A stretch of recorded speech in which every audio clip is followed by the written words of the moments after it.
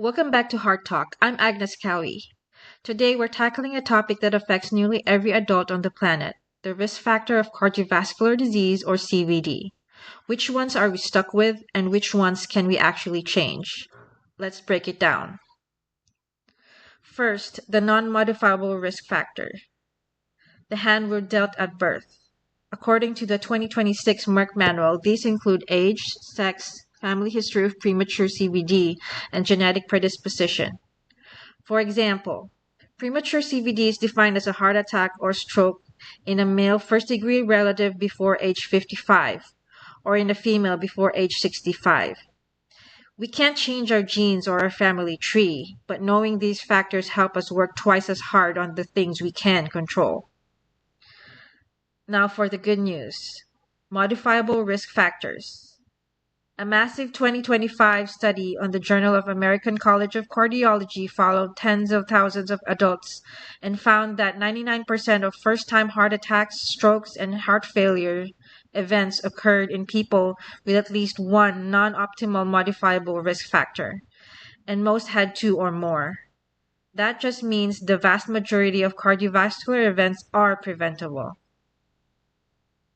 What are those modifiable factors?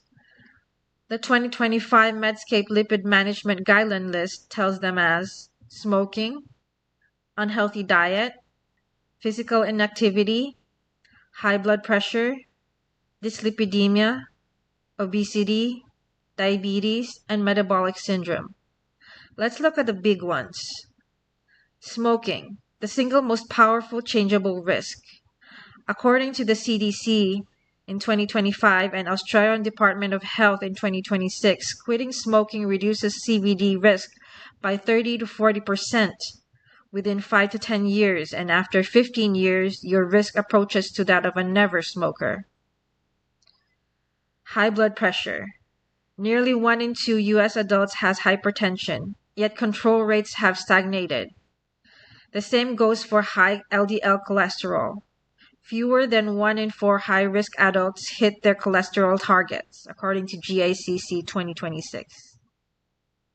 Obesity. Now, obesity affects 40% of U.S. adults and drives hypertension, diabetes, and dyslipidemia.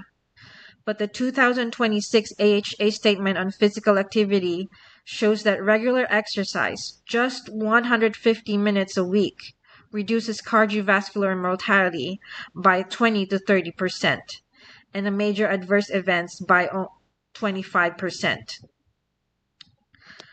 Beyond the classics, researchers are identifying emerging risk factors. A 2025 review in PMC highlights chronic inflammation, elevated lipoprotein A, air pollution, and chronic kidney disease as important modifiers of CVD risk. The good news? We can reduce air pollution exposure at home with filters. There's a new treatment targeting inflammation, and LPAs are on the horizon. So what will we do with all of this? Know your numbers. Know your blood pressure, cholesterol, glucose, BMI. If you smoke, quit. Move more. Eat more whole foods. Manage stress and sleep. And if you have hypertension, diabetes, or high cholesterol, take your medication as prescribed. These are all modifiable actions backed by decades of experience and evidences. Heart disease is still the #1 killer worldwide, but you now hold the blueprint. Separate what you cannot change from what you can, and act on the latter. Small, consistent choices save lives. Thanks for listening to Heart Talk. Stay curious, stay active, and take care of that beating heart. I'm Agnes Cowie. See you next time.